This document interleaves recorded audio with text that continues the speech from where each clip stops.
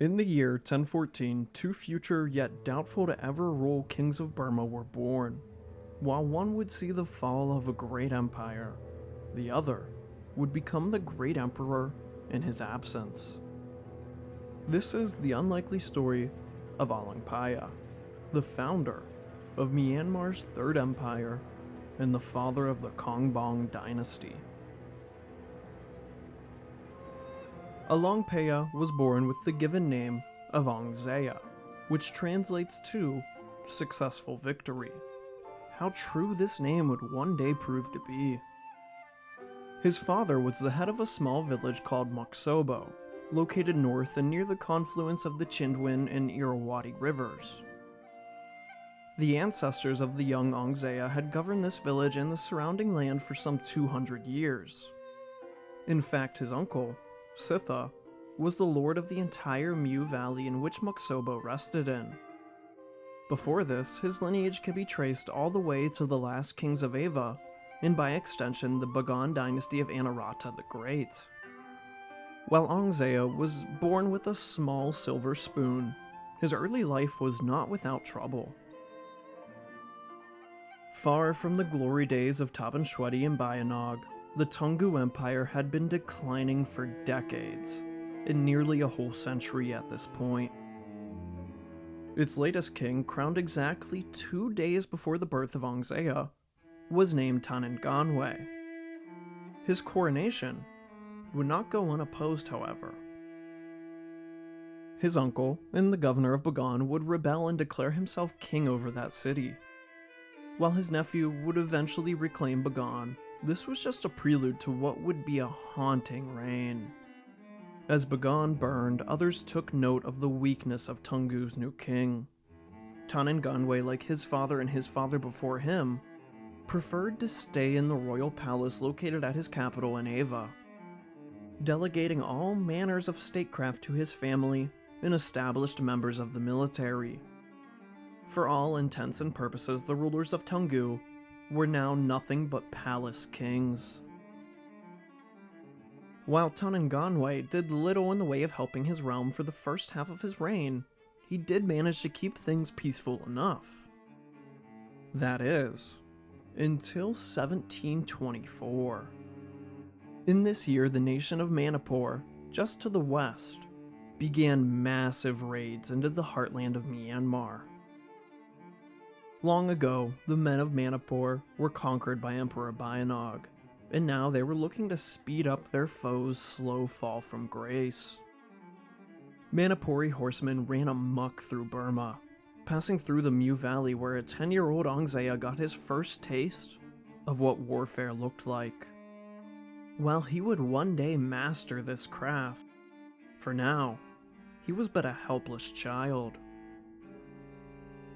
The Tungu response to Manipur's breach of peace was lackluster to say the least. An army was mustered and sent into the landlocked nation later that year, but they would return, having been embarrassingly and firmly defeated. The empire was so weak, they could not even defeat a country they eclipsed in size some 10 times over.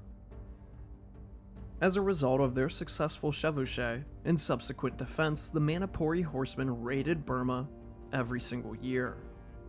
And every year they would pass through the Mu Valley, exposing Ongzea to their devastation.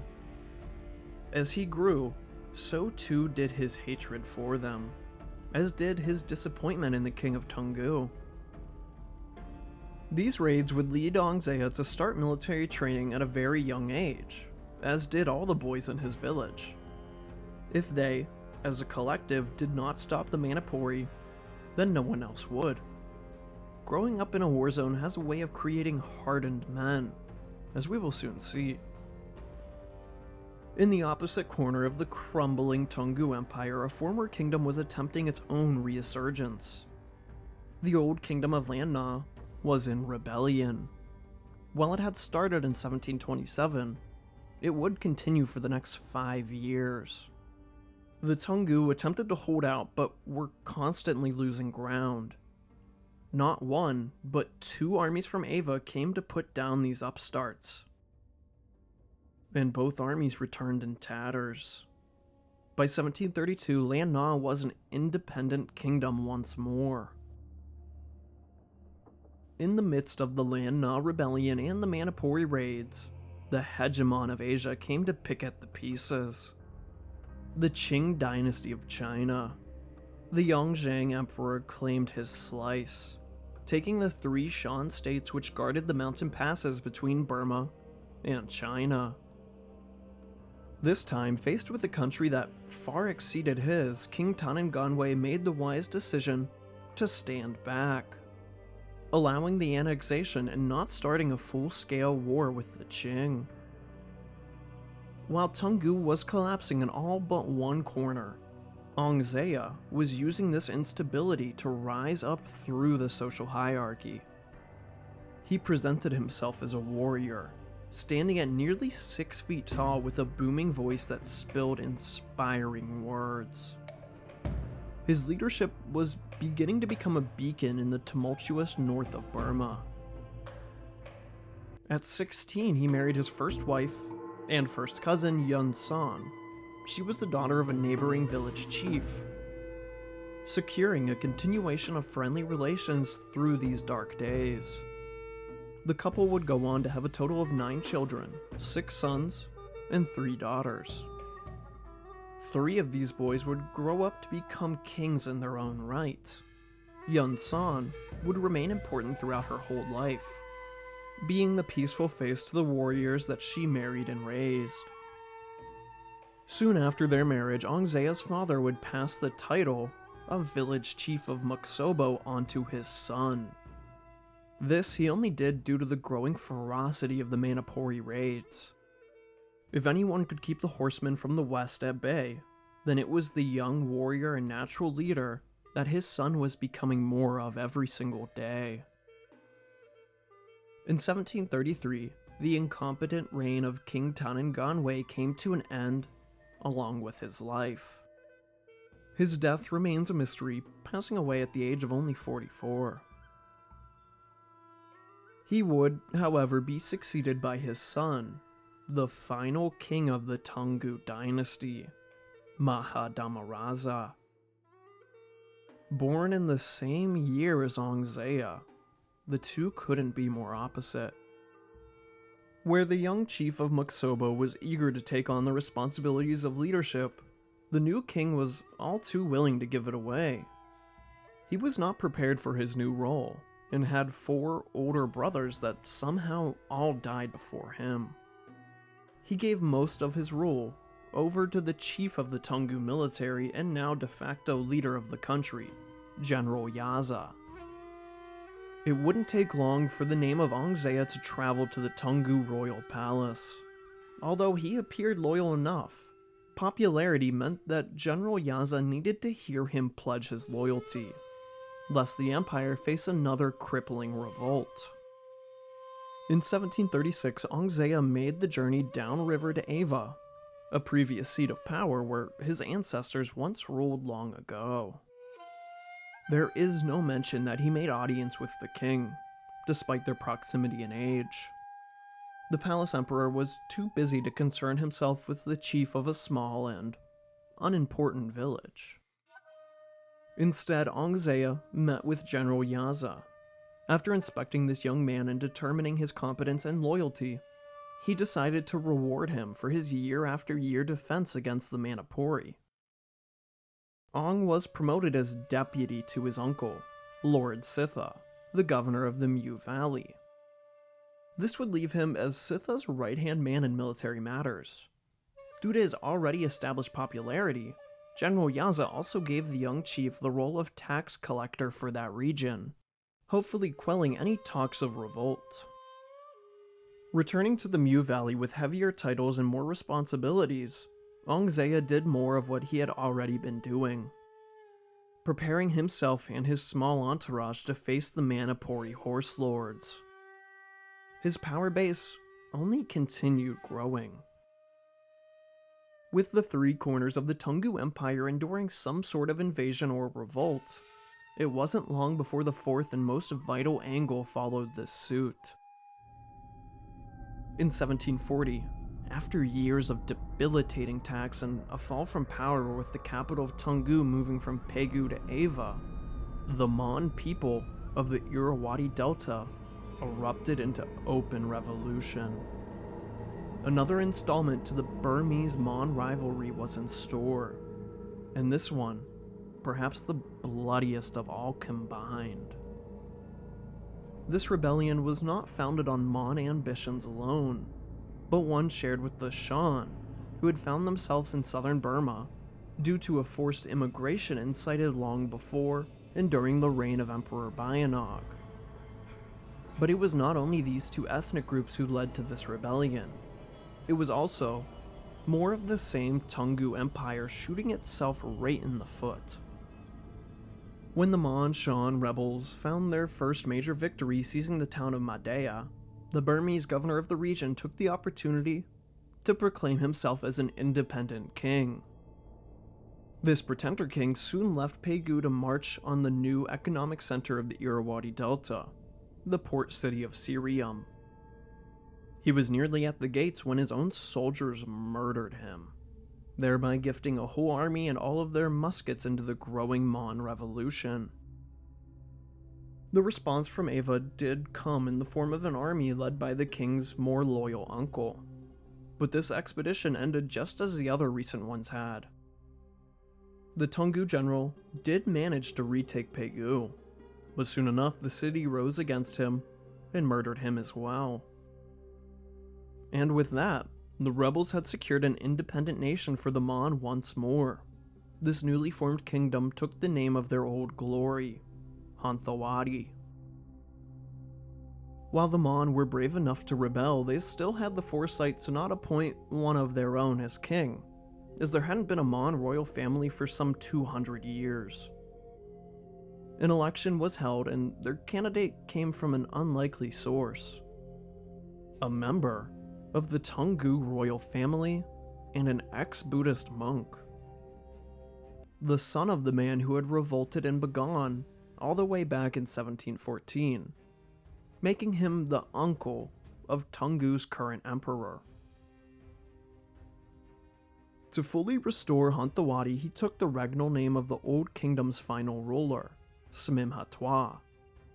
But they added another portion to his name at the end, Budaketi, making his name fully translate into Lord of the Striped Elephant. This title, while illustrious sounding enough, was somewhat ironic considering who the real power behind his throne was. Soon after the revival of Hanthawadi, the local elephant herder began supporting the cause. His name was Binyadala. This action would grant Binya the title of Master of the Elephants, but soon enough he would use this animal's influence to take the spot of Prime Minister for the new king. He would be the true ruler of Hanthawadi, as Smim Hatwa did not settle into his role smoothly. It appears that he did not even want to be king, but he was a mere puppet of the revolt's design. While the Mon and Shan of the Irrawaddy Delta would reconfirm Hanthawadi, not all of that kingdom's former land was so eager to do the same. Along the Tenasserim coast, the Mon, as well as the Karen people, decided to keep their hands clean of this renewed Toungoo-Hanthawadi war. They submitted themselves to Ayutthaya, and the king of Siam was all too eager to welcome them into his realm. For 2 years, Hanthawadi and the Prime Minister's king did little in the form of warfare. Instead, they consolidated their rule and began opening diplomatic relations with their neighbors, by land and sea. As their gunpowder stores brought from European traders grew, Toungoo's only shrunk with their access to the Indian Ocean eliminated. In this time, the Mon also built up what they took pride in the most, a grand navy to command the many waterways of Myanmar. After 2 years of this preparation, the impending war truly began. By land and water, the Mon began raiding and capturing more and more land from the helpless empire. As Mon and Manipuri took turns plundering from north and south, the Toungoo Empire was being compressed into inaction. All they could do was hope, on the off chance, that their garrisons could hold out. And they did. But only for a time. After 3 years of this unrelenting warfare, the two most important cities fell. Prome, who guarded the Irrawaddy, and even the namesake of the empire, the city of Toungoo, allowing full access to the Sitang. With these successes, the emboldened Binyadala ordered for a march on Ava itself. The king of now near nothing held out against the onslaught. The Toungoo Empire lived to see another day, but the light of the rising sun had set. They were in the twilight of their existence. As the raids continued, the Dejur, king of Hanthawaddy, was seen observing his own stars. They correctly told him the looming disaster that was to befall his country. At the beginning of 1747, he abdicated his throne, hoping someone else could change this destiny. This is a great story, sure, but there were more than just stars at play in the politics of Hanthawaddy. This was likely an orchestrated coup, brought on by who else than Binyadala, who would thereafter claim the empty title of king. And for the final time, a Mon king would rule over his own people. His intentions, which had been hidden behind his puppet, were finally revealed. He wished to restore the Empire of Bayanog from the old emperor's capital at Pegu. An ambitious goal, but one that could be achieved in the same way, forged through unending war and gunpowder. Upon taking the throne, the new king opened trade relations with the French East India Company, building his powder stores for the upcoming campaign. Not only this, but he also began hiring scores of Portuguese and Dutch soldiers, and ships to bolster his ranks. Finally, after 4 more years of preparation, he was ready to take Ava and end the dynasty of Toungoo. Within a few months, the city finally fell to cannon and sword. Ava would be utterly devastated as massacres of the Bamar oppressors followed. For the final king of Toungoo, Maha Dhamaraza, his fate would be sealed as he became a prisoner in Pegu. While the siege of Ava was ongoing and much a foregone conclusion, Hanthawaddy detachments marched north to request a submission of Upper Burma. Most of these small towns and minor cities submitted to the soon-to-be new masters of Ava, but a few resisted, including the now 38-year-old chief of Muksobo village, Aung Zaea. When 50 Mon soldiers came to accept the submission of Muksobo, the chief of the city appeared eager to fall into the ranks of the new Hanthawaddy kingdom. But on their return trip, they were suddenly beset upon by a group of men from that village. The entire Mon detachment, having failed to receive the ambush, were all killed where they stood. While Ava was enduring the final part of its siege, a new Burmese king had declared for his own banner, Aung Zaea, the defender of the Mu Valley, much to the disapproval of his own father, persuaded 46 villages in that region to support his ticket for independence. On leap year day of 1752, Aung Zaea was proclaimed king. He took the regnal name of Alaungpaya, translating to one who is the future Buddha, thereby founding Burma's third great empire. From humble beginnings, the Konbaung Dynasty had just begun.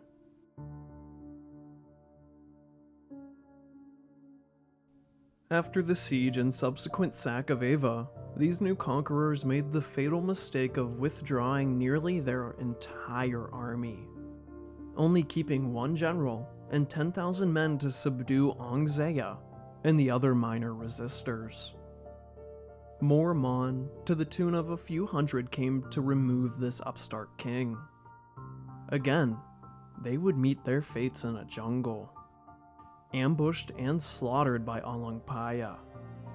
Only a handful of men returned to tell the tale of their harrowing escape.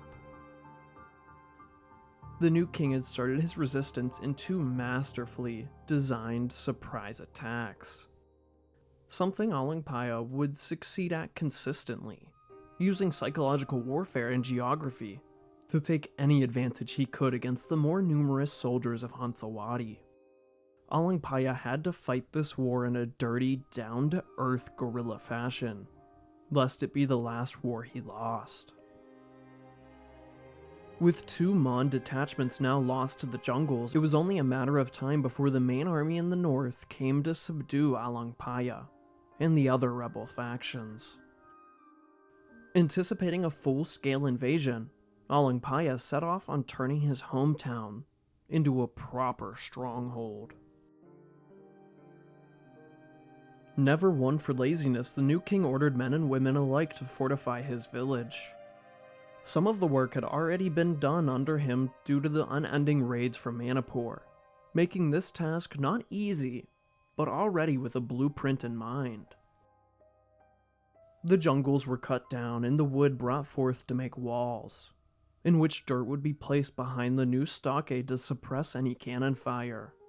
The wells and waterways that lay around the village would be filled themselves with dirt, but not before taking all the water they could into their own storage. And to top it off, a huge ditch was built encircling these new fortifications, slowing down any full-scale attack. Alaungpaya, having changed his own name, gave his home village a new regnal name.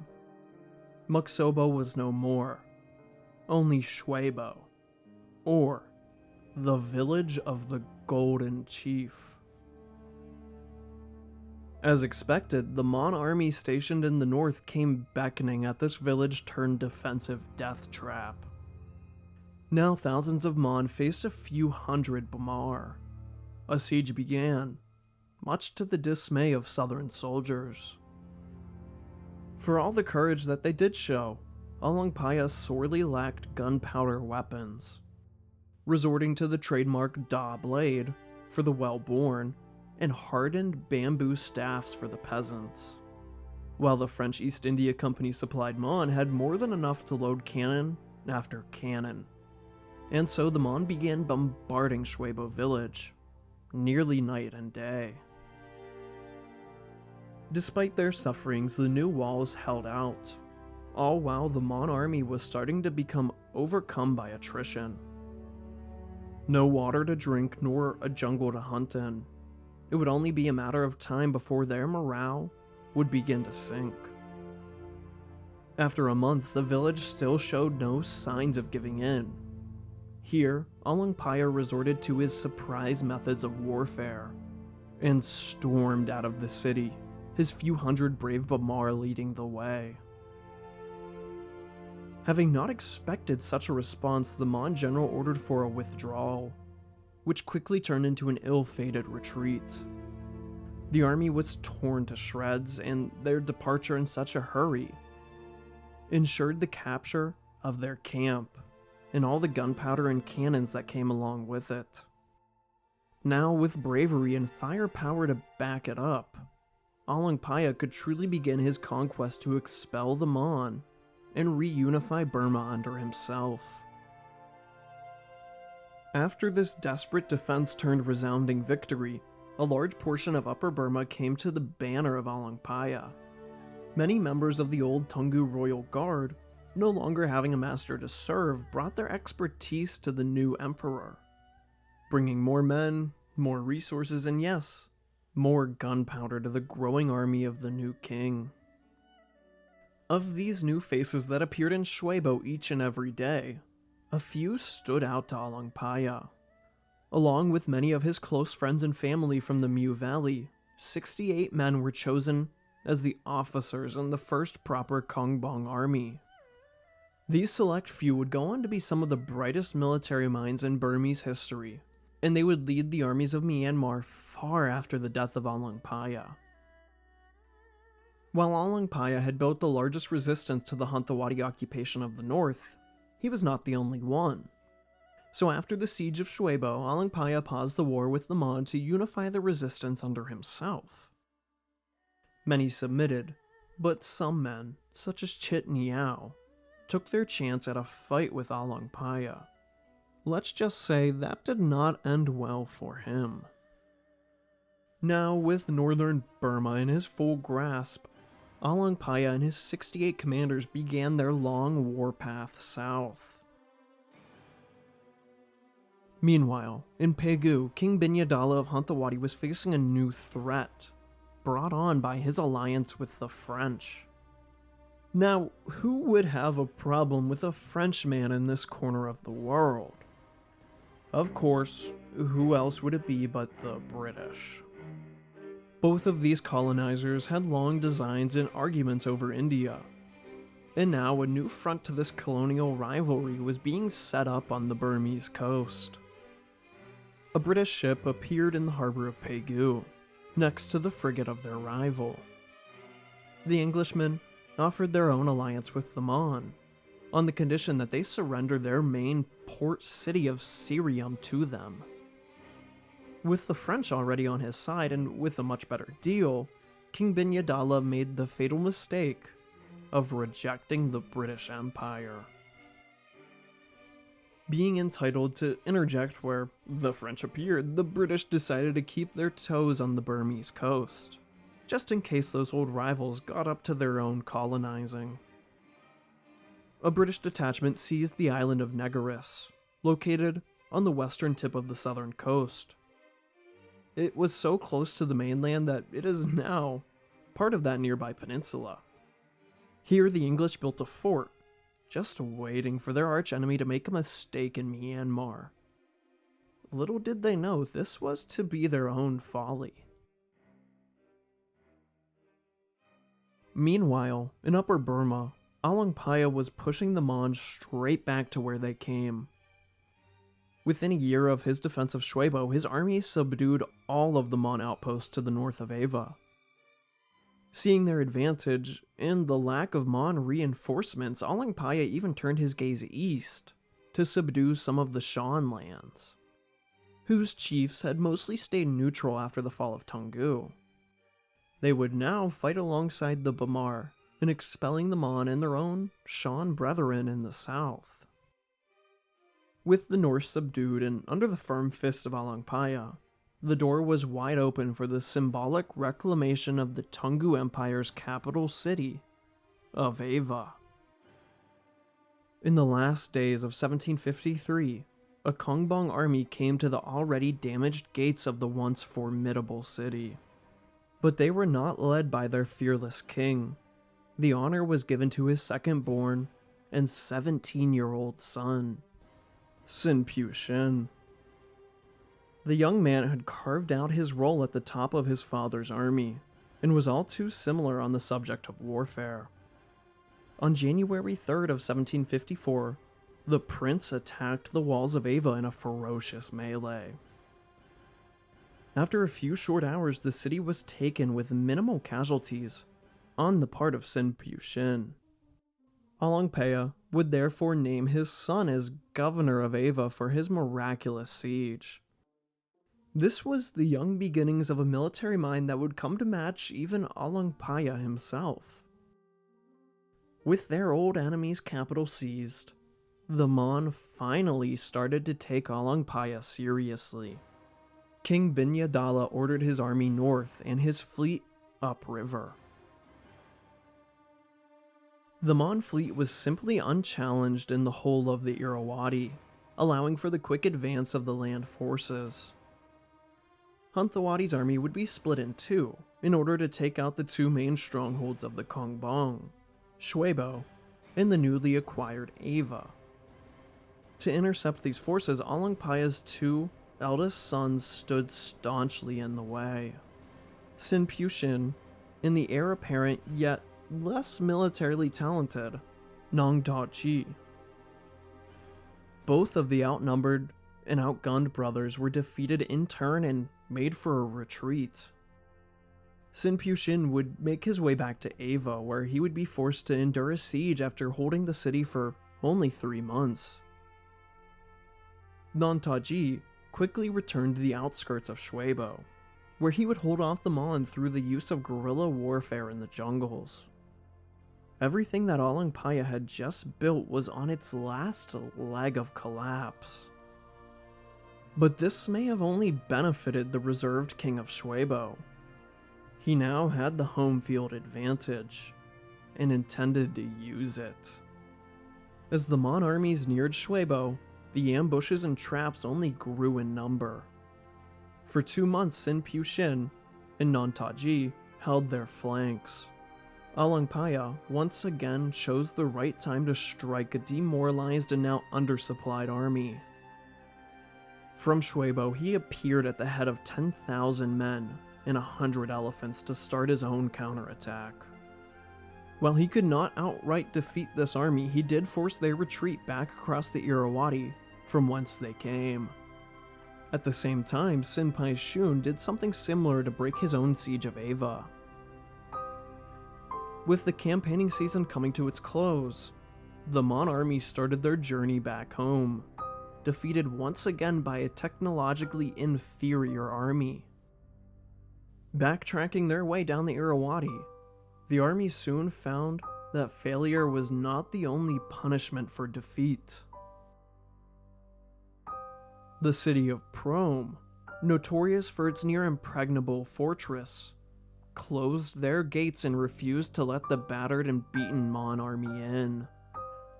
Hanthawadi had just lost the most important roadblock in the way of Alaungpaya.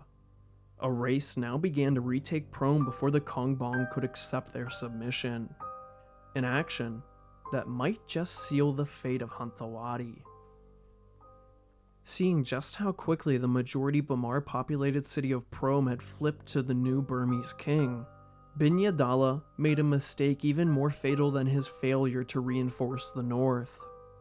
The ethnic tensions that had been boiling for decades finally turned into something that can only be described as genocidal actions. The Bamar and what remained of Hanthawadi were forced to wear a special earring to signify their ethnicity. They were also forced to cut their hair in the Mon fashion. And if you refused to follow these new rules, then there was a chance you were going to be executed. This was bad enough, but the suspicion only grew when Binyadala discovered a plot to restore the hostage king of Tungu, Maha Dhamaraza. Not on the Tungu throne, but that of Hanthawadi. Upon learning, Binyadala executed the former king and his entire family. Spilling royal blood meant a terrible fate to those who drew it. So his family were forced into sacks, their bodies tied and thrown into the Irrawaddy River, thereby sealing the fate of that dynasty in the murky depths of the Delta. Not only this, but soon thereafter massacres of Bamar started springing up all over Hanthawadi, and especially in the far south where the Mon were most numerous. Thousands of innocent Burmese met their ends in this manner. The polarization of the Bamar and Hanthawadi had the opposite effect Binyadala was hoping for. While it may have prevented the spread of desertion, it also led many of these families to flee north, under the protection of the rising king, Alaungpaya. By the end of 1754, the Konbaung armies now firmly outnumbered those of Hanthawadi, and for the first time, the victorious Alaungpaya now had more manpower than his rival. This was the beginning of the end for Binyadala.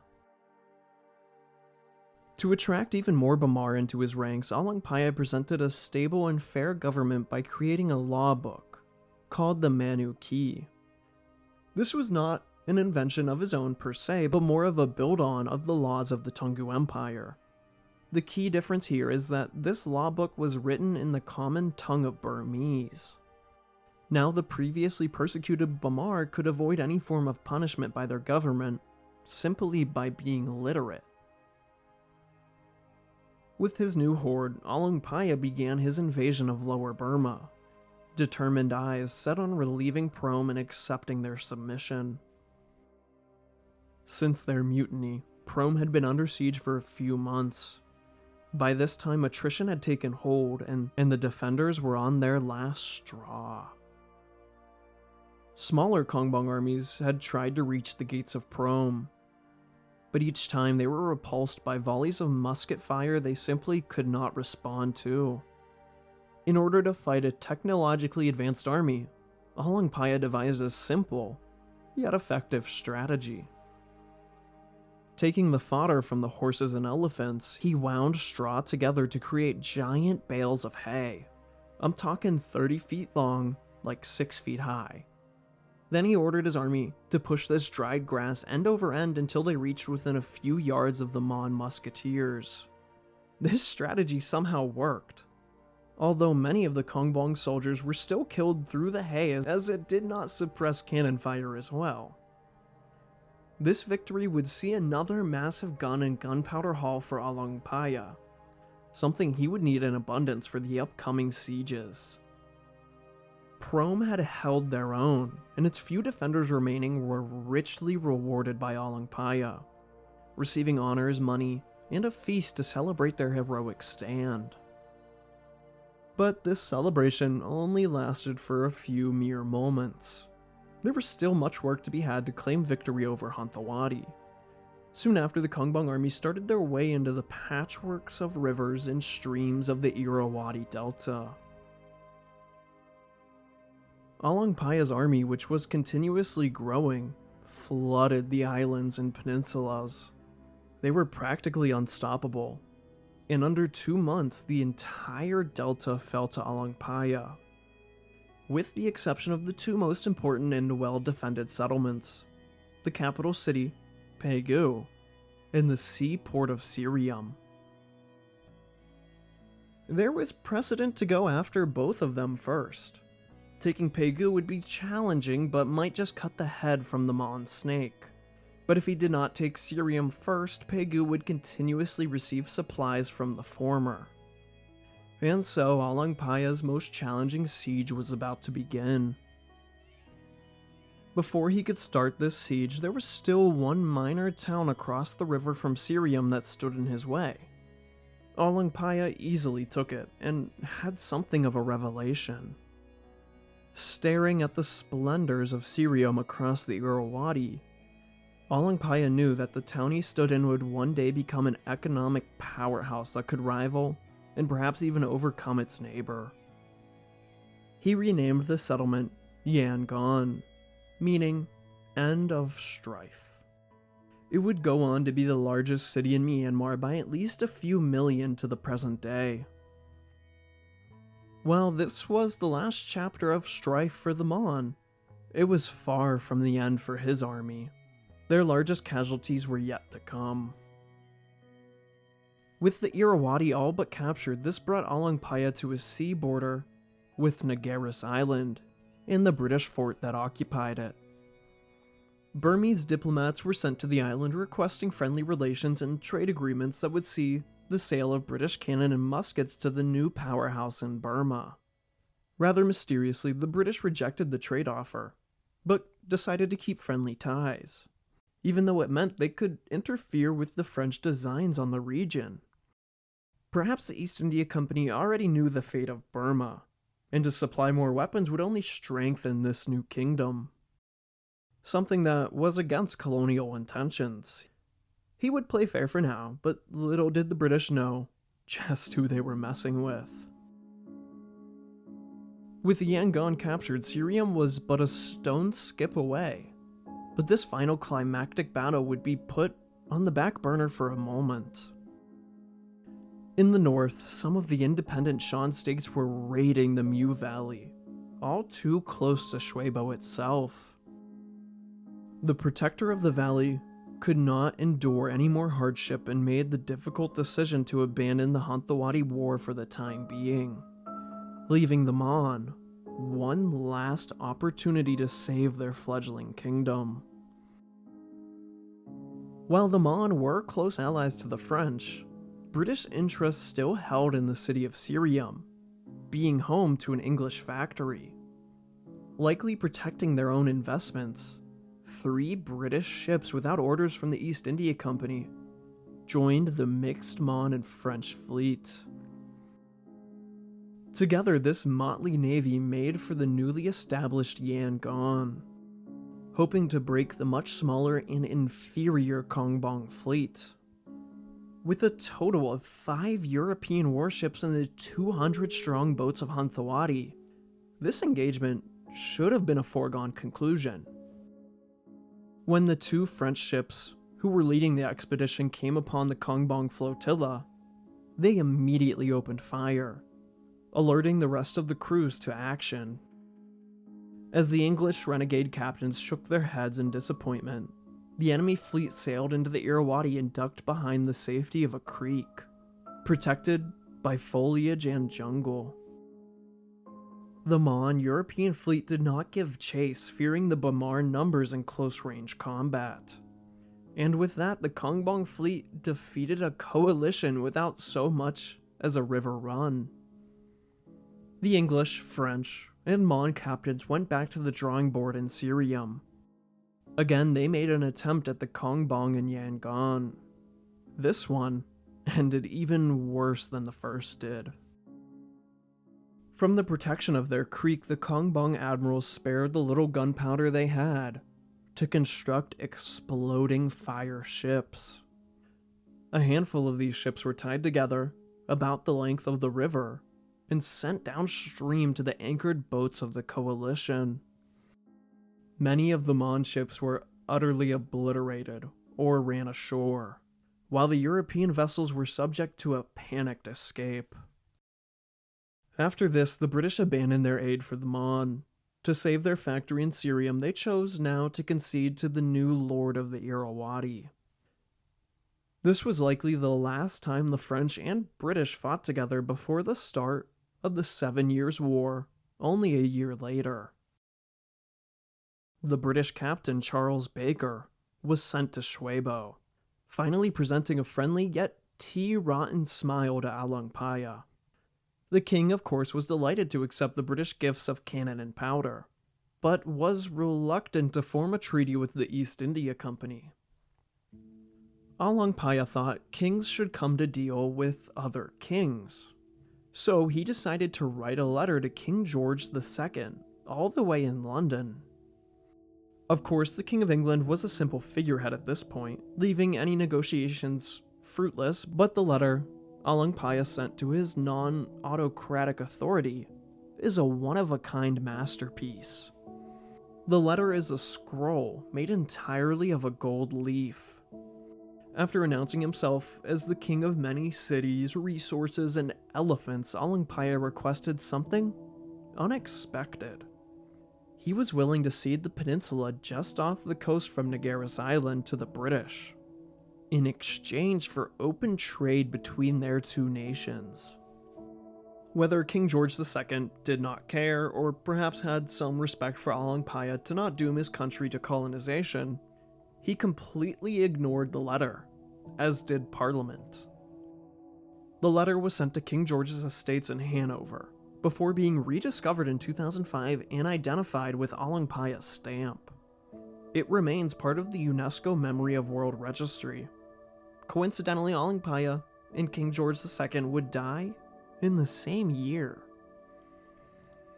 At the start of 1756, Alaungpaya, alongside his army and eldest sons, returned to Yangon, finally ready to take Sirium. What followed would be a hard-fought 7-month siege. The defense was not led by a Mon, however, but a French diplomat. Sieur Bruno had been active at the court of Pegu nearly since Hanthawaddy had reclaimed their independence. His influence over the Mon royal family only grew as their need for gunpowder followed. He, along with a few French ships in the harbor, were stranded in Sirium, waiting for reinforcements from French India. Help was coming, but it would not be soon enough. In July of 1756, Alaungpaya made his first major attack on the city. deciding to secure the port and the last French ship that remained anchored there. The opening phase of the siege was led by the head of the musket regiments of Konbaung, a lifelong friend and close advisor to Alaungpaya, Hmannan Yazawin. While he captured the boat and cut Cerium off from the sea, he would take a cannonball to the knee. After his successful attack, Alaungpaya came to see his old friend one last time. Having done his part and given his life, a day of peace and mourning was held on the Konbaung side of the walls. A funeral was held, and the always reserved Alaungpaya may have actually shown a bit of emotion as he was laid to rest, but definitely not publicly. With Cerium isolated, Swear Bruno attempted to negotiate with Alaungpaya, but the Mon were not ready just yet to give up on their greatest city. Bruno was arrested, and the siege remained in perpetuity. While Cerium was surrounded, its walls were too thick for the Konbaung artillery to punch through with the little ammo they had left. To counter this, Alaungpaya devised a plan that can only be described as a suicide mission. 93 of the bravest soldiers volunteered. That night, they ate alongside King Alaungpaya, who presented each with brand new armor and helmets. These men would forever be known as the Golden Company of Cerium. Among their ranks were the best Burma could offer. Descendants of Bagan and Bayanog, members of the old Tungu Royal Guard, looking for redemption, and even some of the 68 officers Alaungpaya had hand-picked. For many of these 93 men, this supper would be their last. As the sun set the next day, the 93 made way for the walls, while the Konbaung camp faked a celebration. This distraction worked, as the Golden Company scaled the walls and slipped into Cerium. Together in battle and some incognito, they fought a brutal melee in a pitch-black night. After waiting an entire anxiety-filled night, what was left of the 93 opened the gates of Cerium when dawn broke the next day. The Konbaung army then did the rest of the work, storming through the gates and pillaging the city. Cerium was captured. As for the Golden Company, only 20 of the 93 made it out alive. For their part, Alaungpaya made them rich men, splitting the wealth of nearly the entire city to them alone.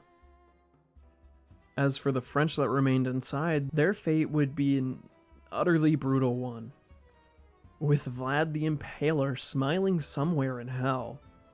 Large bamboo sticks were sharpened, placed in the ground, and the butts of the French were placed onto these stakes. This sounds like a terrible death, but we must remember, these are the French, so they probably enjoyed it just a little bit. At least until they started sliding down the sticks while the bamboo was simultaneously growing inside of them. It is said that some of the more unfortunate Franks were alive after 2 weeks of this torture, the bamboo having traveled through their entire body and protruding through their mouths and necks. Luckily, Alaungpaya did have some foresight to keep one Frank alive, Swear Bruno. 2 days after the capture of Cerium, 2 French ships laden with supplies and 200 soldiers anchored just outside of the harbor. Too little, too late. Alaungpaya forced Swear Bruno to write to these captains, informing them to come into the port immediately as the Konbaung army had withdrawn. After stamping his note, the French diplomat was released, surely telling his countrymen the brutal fate that falls any European in Myanmar. From here, Swear Bruno retired from his post and is never heard from again, likely completely traumatized. This trickery would pay dividends for Alaungpaya and his descendants.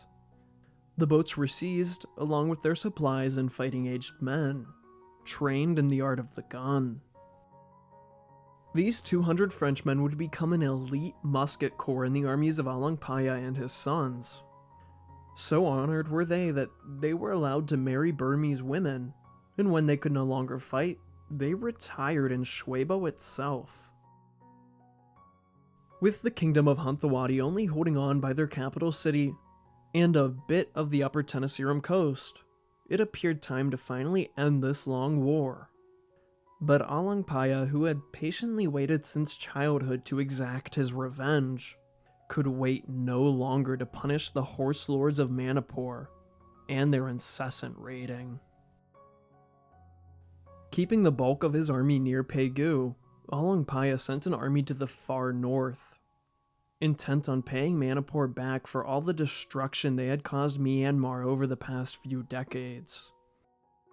Thus began the so aptly named First Devastation of Manipur.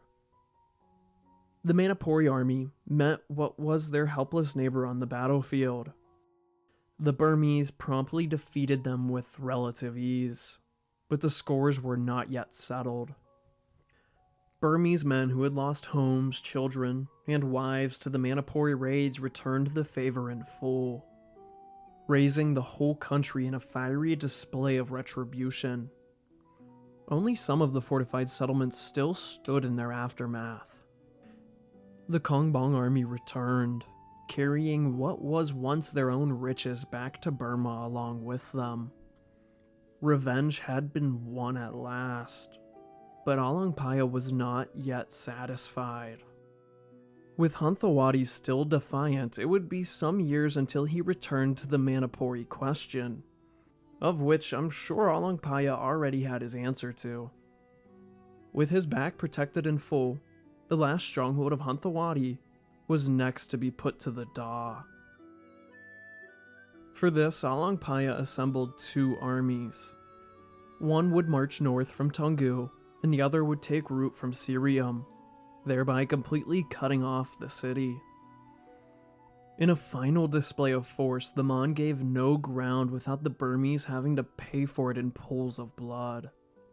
Both armies would face guerrilla gunpowder tactics they could only march through. By the time the armies reached the 20 gates of Pegu, thousands of Konbaung soldiers lay dead and wounded. With the hard part now over, Alaungpaya decided to starve Pegu into submission. Within a few months, when attrition had finally set in, King Binyadala began looking for peace.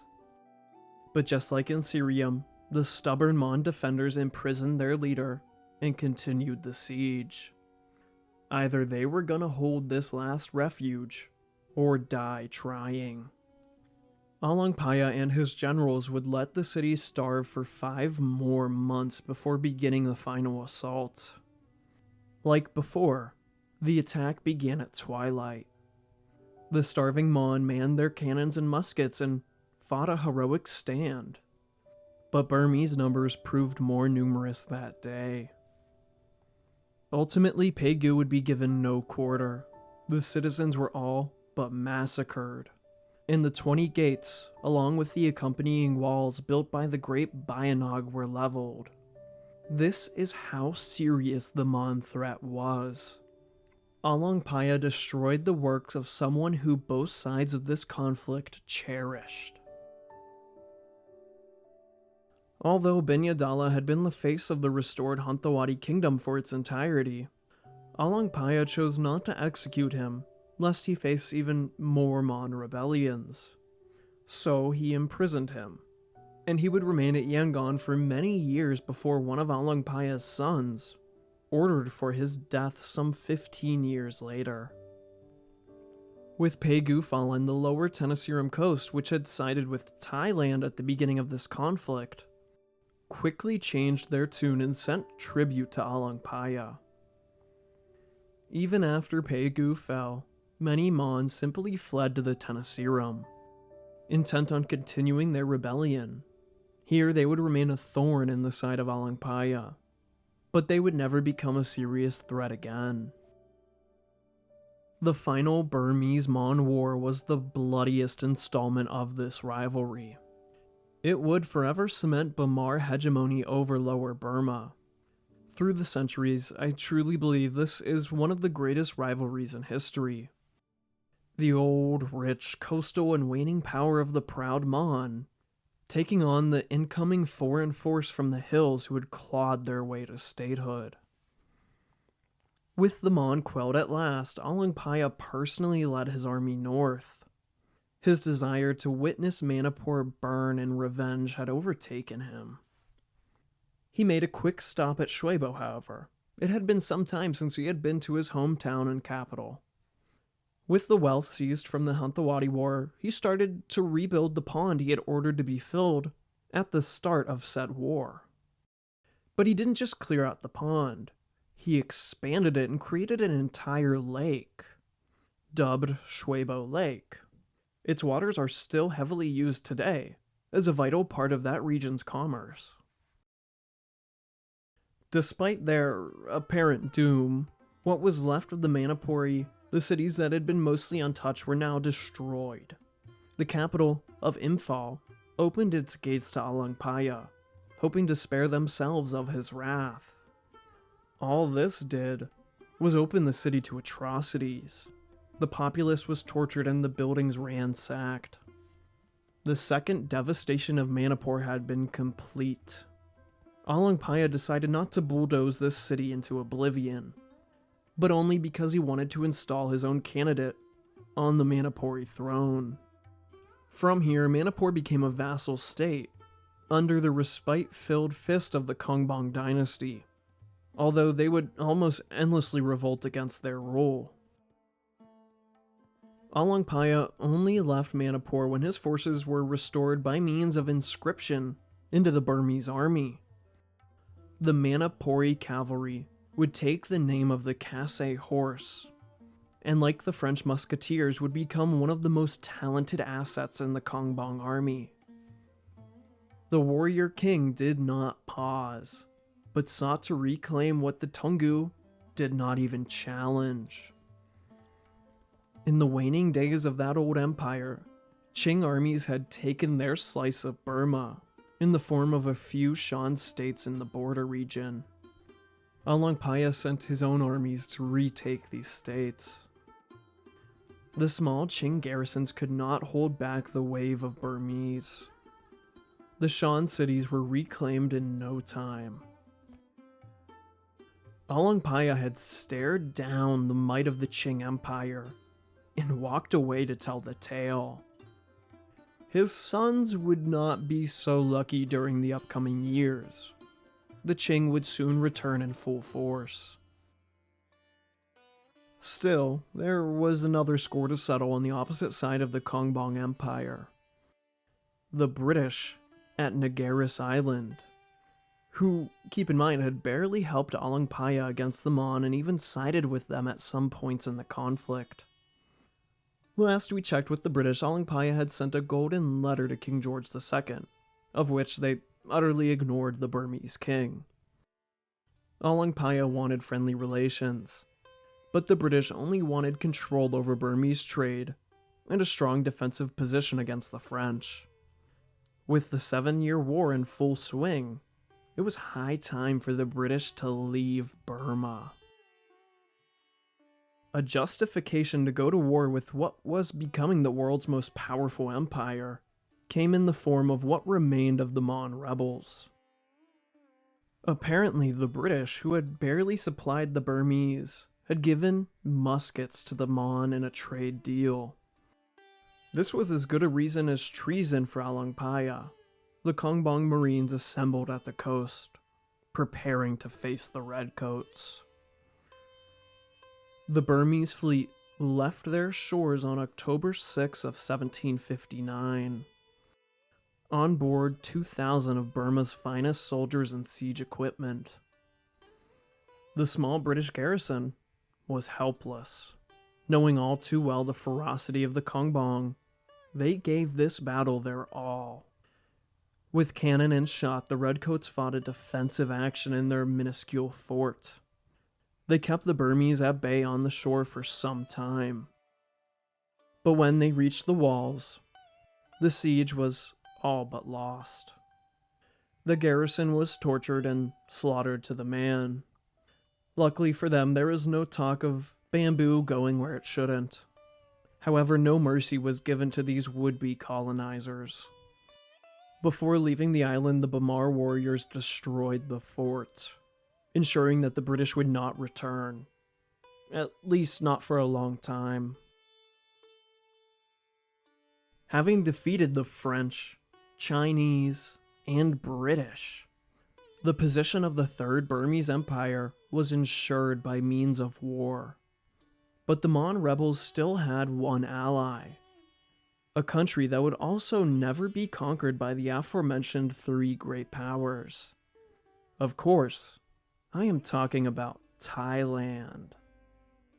Perhaps Burma's greatest exterior rival, having gone to war already 9 times with Siam in the preceding centuries, Burma had conquered it more than once under Emperor Bayanog, and Alaungpaya intended to do the same in his empire.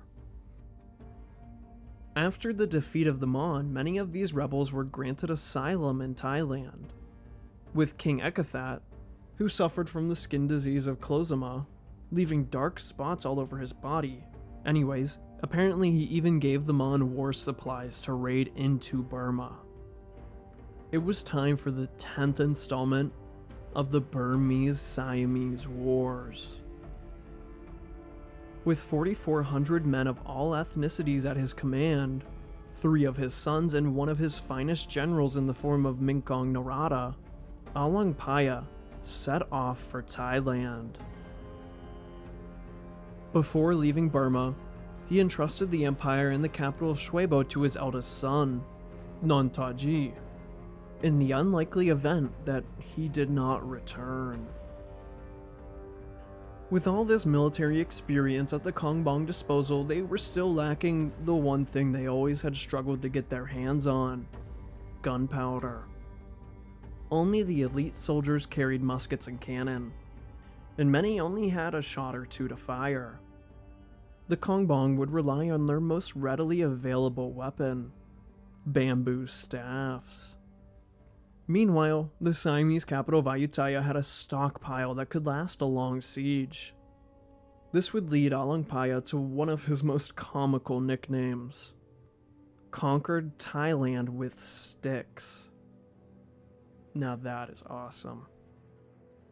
Instead of tracing the footsteps of Bayanog's conquest, Alaungpaya took the most southern route to Ayutthaya, going down the Tenasserim coast and formally bringing that region, which had been a nervous buffer state, into the Burmese Empire.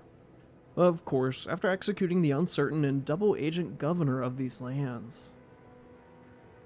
With the Burmese not backing down and returning home, King Ekathat of Siam assembled his own armies to keep the Burmese away. These generals attempted to hold Alaungpaya's army at the mountain pass of Sinkon, to no avail, as they were forced to retreat deeper into Thailand. Now, the Burmese were on the Thai side of the Tenasserim. Alaungpaya continued his march to the Gulf of Siam, but upon reaching the beach, his vanguard was suddenly ambushed by 500 Thai. They bravely held their ground for some time against the wave of the Bamar, but they were eventually pushed into the very sea. With this, the generals of Siam largely gave up their defense of the country, hoping to defend the swampy island that was Ayutthaya. Alaungpaya marched up the coast largely unopposed on his way to the city. Instead of subjugating their own defense force to their inevitable death at the hands of Alaungpaya, they hired some mercenaries from Malaysia in hopes of defeating the Burmese. The forward guard of Minkong Narada was first to meet this new challenge. At the Battle of Ratchaburi, these Malaysian mercenaries proved their weight in gold and subjugated the experienced general to a standstill. He was pinned down, and for the first time in Siam, the Burmese were in favor of defeat. Just when the vanguard was about to break, is when Prince Sinbushin arrived to support his father's childhood friend. These reinforcements turned the tides and eventually led to the enemy's retreat. The Malay Thai army left behind their cannon, just the thing Alaungpaya needed to besiege and take Ayutthaya. By this point, the Thai were in full panic mode. Although centuries had passed, they knew the Burmese had the capabilities to take Ayutthaya. As King Ekathat appeared helpless, the court officials decided to bring his brother back to the reins of power. Uthamphone, who had been king for a short 3 months before his brother Ekathat overthrew him. If one king could not stop Alaungpaya, perhaps two could. The newly made king would take the responsibility of the army under his own. He appointed new generals and sent them with 20,000 men to subdue the Burmese. This was to be the last stand of the Thai before Alaungpaya reached Ayutthaya. Only a few miles from the capital, 20,000 Thai stood defiant on the opposing side of the Talon River.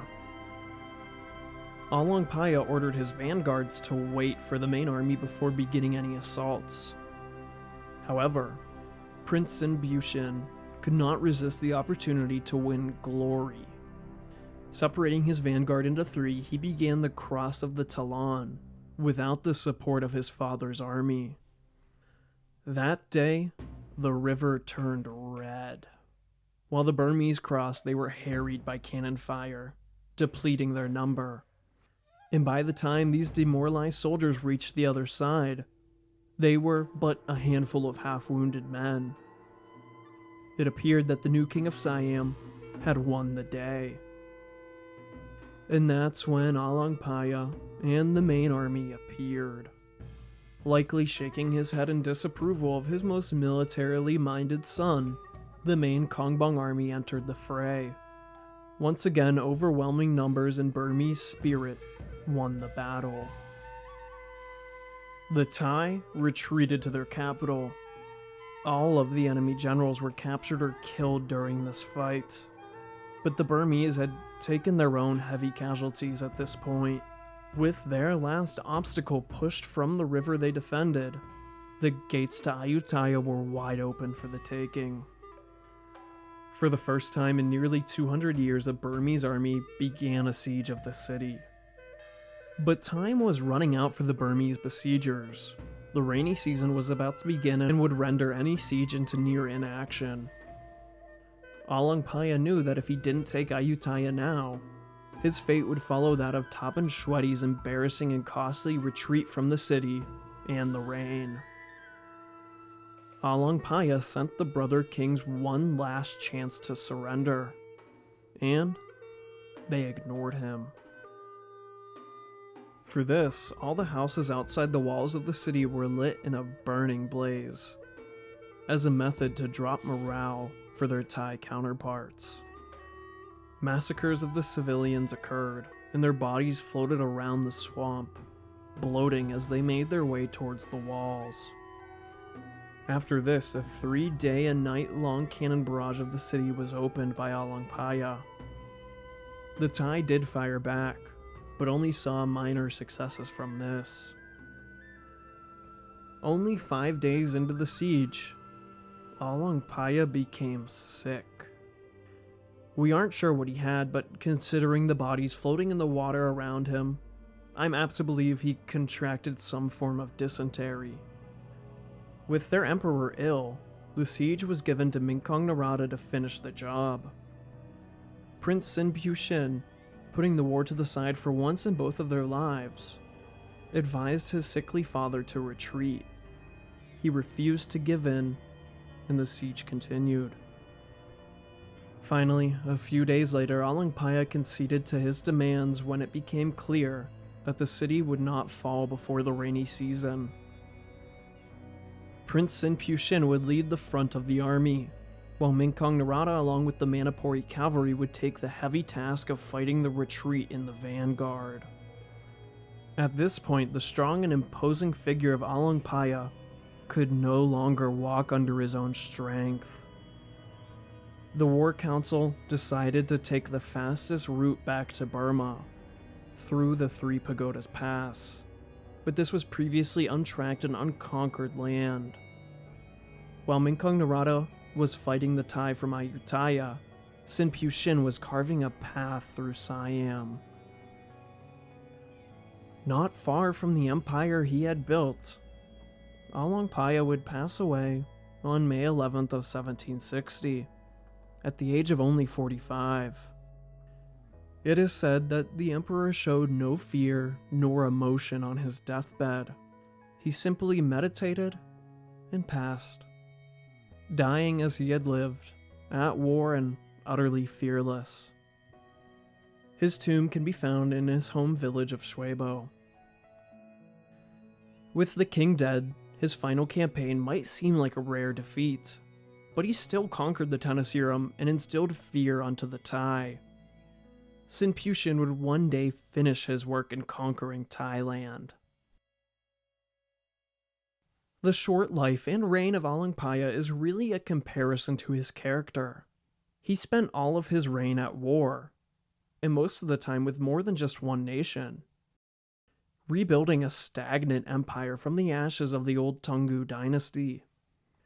He became the new face of the Bamar, beat them on, halted the Manipuri raids, defeated the British, French, and Chinese on conjoining and separate occasions, incorporated many of these new conquered peoples into his army and empire. But most importantly, he made Burma ready to face an early modern world. Many challenges would face his descendants, but without Alaungpaya, Burma likely would have been colonized decades earlier than it had been. Alongside Anarata of Bagan and Bayanog of Tungu, Alaungpaya is considered the last of the three great kings of Burma. And he was the most unlikely of this trifecta to create his own empire. Of these men, I would personally like to meet him the least in a dark alley, because he would totally beat my ass, and probably do some other things to it. I mean, this man conquered Thailand with sticks, and shoved those same sticks up the butts of the French. While his accomplishments might seem to dwarf the other two kings, we must remember that Anarata and Bayanog ruled Burma for over 30 years each, while Alaungpaya only had 8, and nearly matched them. If he had lived longer, I fully believe he would have conquered just as much, if not more land than Bayanog, and likely would have settled the ethnic disputes that ripped Burma apart during his short reign. While Anarata was the Buddhist, Bayanog was the brain, and Alaungpaya, well, he was the brawler.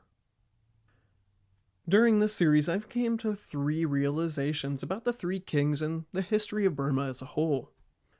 Number 1, Arakan is so close to being unconquerable. Number 2, the Mon-Bamar rivalry is one of the greatest in history. And number 3, when united, Myanmar is unstoppable. If you'd like to support this stoic historian, feel free to do so on Patreon for as little as $1 a month.